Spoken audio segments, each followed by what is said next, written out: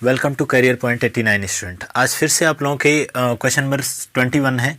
Question number 20 तक I hope that कि आप लोगों को समझ में आया होगा। और इसके बाद वाले क्वेश्चन ना बिल्कुल सेम उसी डायरेक्शन में करने हैं, थोड़े से क्वेश्चन का मेथड बस चेंज है, बाकी सब उसी तरीके से करना है, ठीक है ना। कह रहा है 21 देखते हैं। तो कह रहा है कि वक्र y इक्वल टू कितना है, x³ + 2x + 6 के उन अभिलंबों के समीकरण ज्ञात कीजिए जो रेखा कितने इतने के समानांतर है। कह रहा है उतने के समानांतर है। तो समानांतर का मतलब बस इतना है ना कि इसका जो अभिलंब की प्रवणता होगी उसके प्रवणता के क्या हो जाएगा, इक्वल हो जाएगा, ठीक है ना, उसके प्रवणता के इक्वल हो जाएगा। तो सबसे पहले यहाँ पे इसका अवकलन कर लेते हैं। y = x³ है प्लस कितना यहाँ पे 2x + 6 है। इसका अवकलन करते हैं, dy/के कितना हो जाएगा, dx = 3x² और प्लस कितना हो जाएगा आपका 2 हो जाएगा। देखिए एक तो प्रवणता ये निकली है। अगर इसका हम अभिलंब की प्रवणता निकालते हैं तो आप लोग जानते हैं अभिलंब की प्रवणता क्या हो जाएगी, अभिलंब की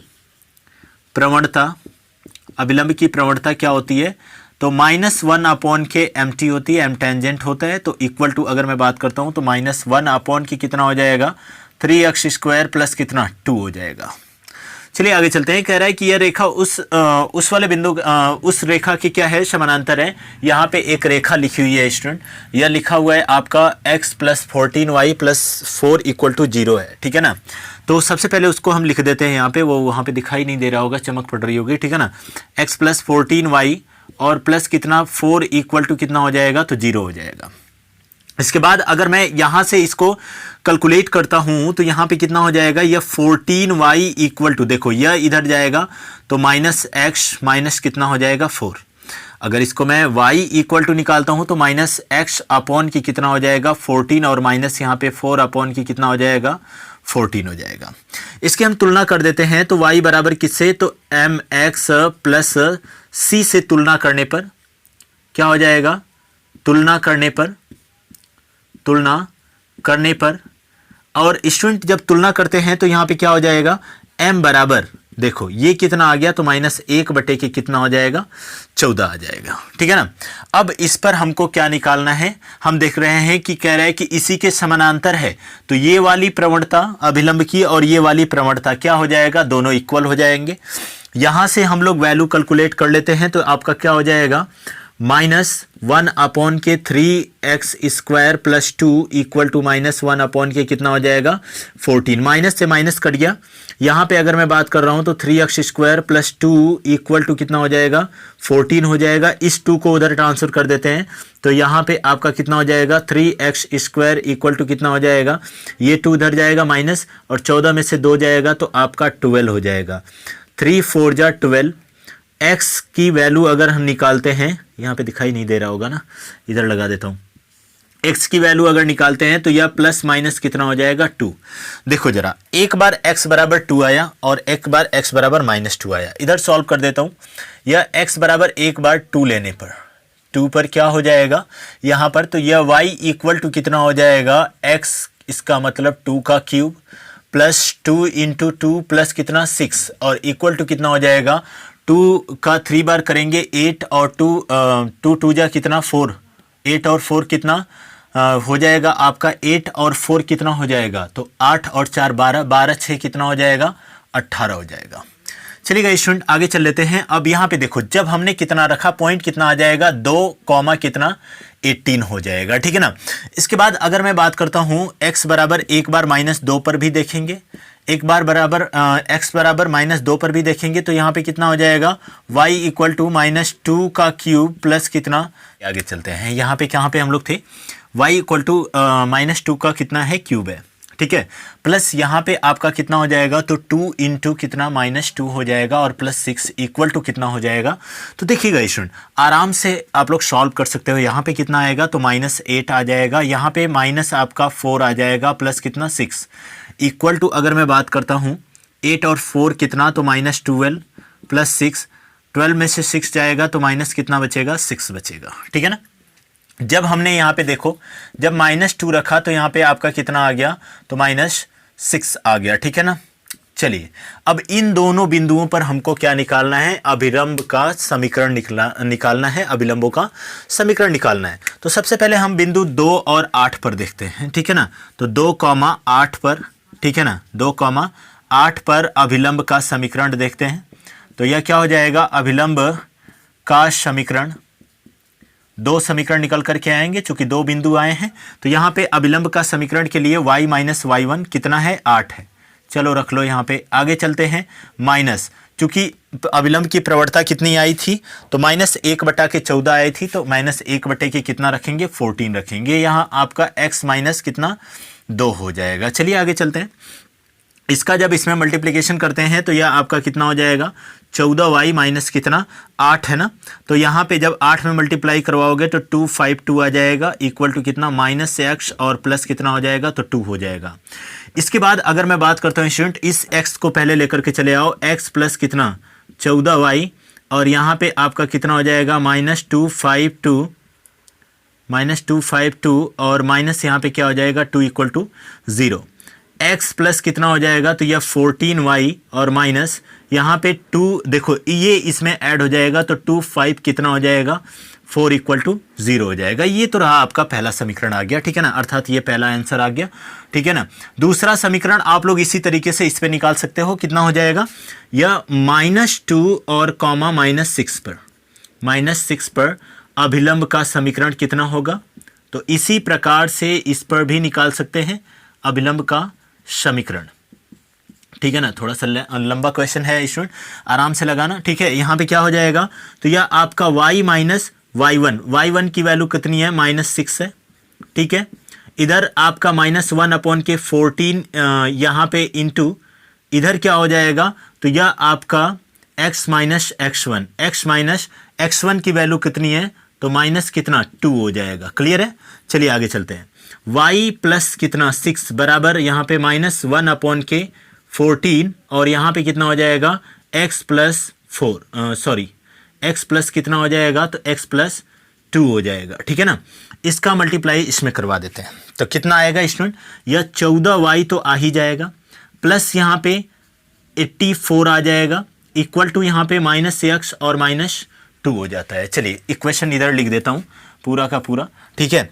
यहाँ पे अब नीचे हमें नहीं लग रहा है कि दिखाई भी दे रहा होगा। चलिए आगे चलते हैं। यहाँ पे कितना हो सकता है, तो यह आपका, अच्छा इस यक्स को इधर लेकर के चले आओ, कितना होगा, x और प्लस आपका 14y और इसके बाद आपका 84, तो प्लस 84 है और यहाँ पे आपका +2 हो जाएगा, इक्वल टू कितना, 0।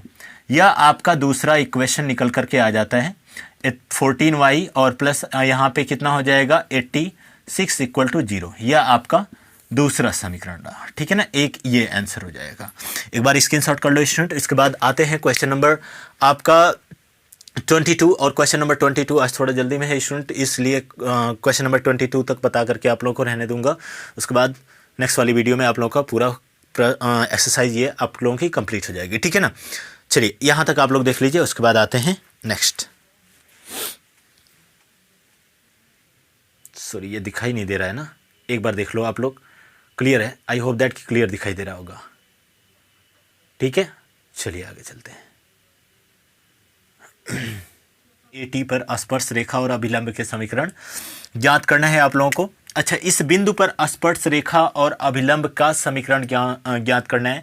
तो सबसे पहले हम यहाँ पे देख लेते हैं क्या दिया है, y इक्वल टू, सॉल्व करते हैं इसको, क्या हो जाएगा, यह y इक्वल टू है तो y स्क्वायर इक्वल टू कितना है, तो यह 4ax है, ठीक है ना। अवकलन करेंगे 2y into D Y upon के कितना हो जाएगा, dx इक्वल टू कितना हो जाएगा, यहाँ पे 4a हो जाएगा। इसका जब हम अवकलन करते हैं तो dy अपॉन के dx इक्वल टू कितना हो जाएगा, 4a अपॉन के 2y हो जाएगा, और यहाँ पे 2 2 जा 4 क्या हो जाएगा, 2a अपॉन के कितना, y हो जाएगा। जब इसका प्रवणता हम इस बिंदु पर निकालते हैं तो यह आपका क्या हो जाएगा, dy अपॉन के dx। इस बिंदु पर निकालते हैं AT स्क्वायर और कॉमा कितना हो जाएगा, 2AT हो जाएगा, ठीक है ना, इक्वल टू यहाँ पे आपका क्या हो जाएगा, तो 2a अपॉन के y की वैल्यू कितनी हो जाएगी, तो आपका 2AT दिया हुआ है, यहाँ पे 2a से 2a कट गया, यहाँ पे 1 अपॉन की कितना आ गया, t। चूँकि हमें अभिलंब की प्रवणता चाहिए, निकाल लो यहाँ पे अभिलंब की प्रवणता, अभिलंब की प्रवणता क्या हो जाएगा, तो अभिलंब का प्रवणता हो जाएगा -1/k/mt, और ये आप लोग जानते हो mt की वैल्यू कितनी है, 1/t आया है, तो यहाँ पे -1/k कितना हो जाएगा, t हो जाएगा। इस t को ऊपर ट्रांसफर करेंगे तो माइनस कितना t हो जाएगा। चलिए स्टूडेंट आगे चलते हैं। यहाँ पे चूंकि अभिलंब का हमको समीकरण निकालना है, ठीक है ना, तो स्पर्श का भी, स्पर्श रेखा और अभिलंब का समीकरण ज्ञात कीजिए। देखो दोनों काउंट हो सकता है, ठीक है ना। यहाँ पे क्या दिया हुआ है कि सबसे पहले अभिलंब का समीकरण, तो यहाँ पे हम लोग अभिलंब का समीकरण निकाल लेते हैं।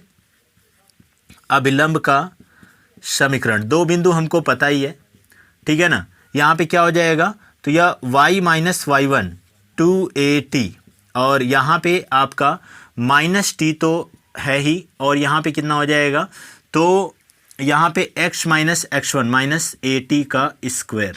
आगे कितना करते हैं, आगे देख लेते हैं। यहाँ पे आपका 2at, सॉरी यहाँ पे क्या हो जाएगा, y - 2at इक्वल टू, यह कितना हो जाएगा, तो -xt, और प्लस कितना हो जाएगा, तो at का क्यूब, ठीक है ना।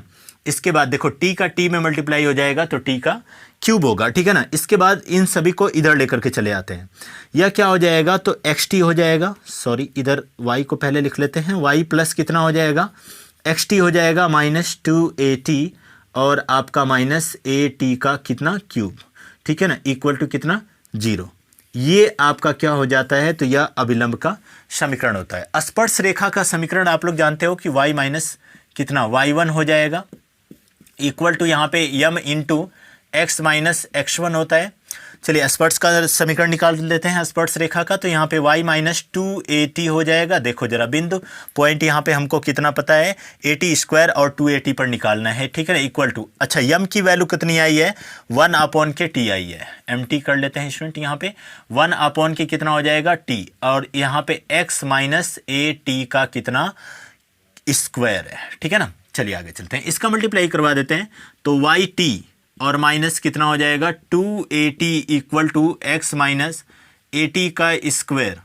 इसको इस साइड लाते हैं स्टूडेंट, यहाँ पे क्या हो जाएगा, yt - x, ठीक है, और इधर कितना हो जाएगा, तो -2at हो जाएगा, और प्लस कितना at का स्क्वायर इक्वल टू कितना 0। यह स्पर्श रेखा का क्या हो जाएगा, समीकरण हो जाएगा, ठीक है ना। एक आपका ये आंसर हो जाता है। और आज के लिए इतना ही स्टूडेंट, तब तक के लिए वीडियो को लाइक शेयर और सब्सक्राइब करते रहिएगा स्टूडेंट, और आप लोग अपना प्यार और सपोर्ट बनाए रखिए। मिलते हैं कल वाली क्लास में, ठीक है। Thank you student, good night.